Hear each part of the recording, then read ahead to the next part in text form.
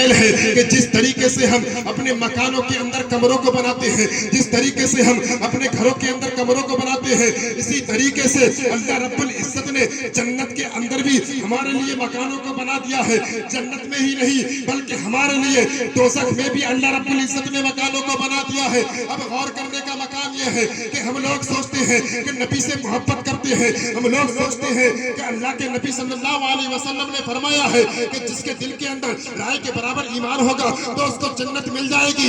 جنت ایسے نہیں ملے گی بلکہ جنت اس کو جب ملے گی کہ جب ہمارے اعمال کو تول لیا جائے گا، جب ہمارے اعمال کو تول لیا جائے گا۔ اگر ہمارے اعمال اچھے ہوں گے تب تو ہم کو جنت ملے گی، اگر ہمارے اعمال اچھے نہ ہوں گے تو ہم نے جو بھی اعمال کیے ہیں ان کی سزا ملنے کے بعد ہم کو جنت ملے گی۔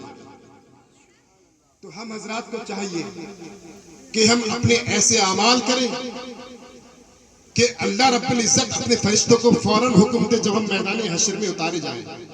آج سورج دیکھتے کتنی اوپر ہے، کتنا اوپر ہے، اور ابھی یہ اپنی پیٹھ دکھا رہا ہے۔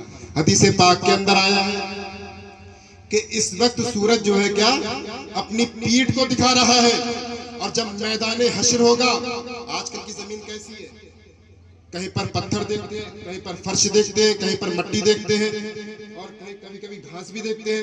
اگر ہم کیا ہے پتھر پر کھڑے ہوتے تو ہم گھاس میں چلے جاتے ہیں، ہوتا نہیں ہوتا، جب پیر گرم ہوتے ہیں تو جگہ کو چینج کر لیتے ہیں۔ لیکن اللہ کے نبی صلی اللہ علیہ وسلم نے ارشاد فرمایا، اے میرے صحابہ سنو، میدان حشر ہوگا، اور کیسی زمین ہوگی، پیتل کی زمین ہوگی۔ اللہ اکبر۔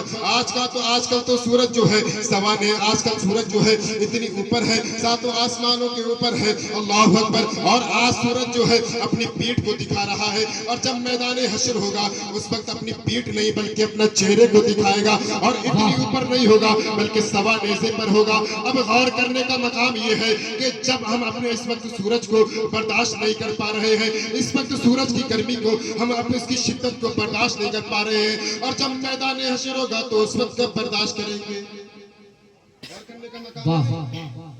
غور کرنے کا مقام ہے۔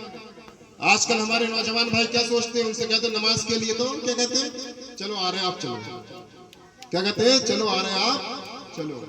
انہیں یہ پتہ نہیں ہے کہ ہماری زندگی کا کوئی بھروسہ نہیں ہے نا، اپنی زندگی کا کوئی بھروسہ نہیں ہے، کیونکہ اللہ رب العزت نے قرآن مقدس کے اندر فرما دیا ہے کل نفس ذائقۃ الموت، ہر نفس کو موت کا مزہ چکھنا ہے۔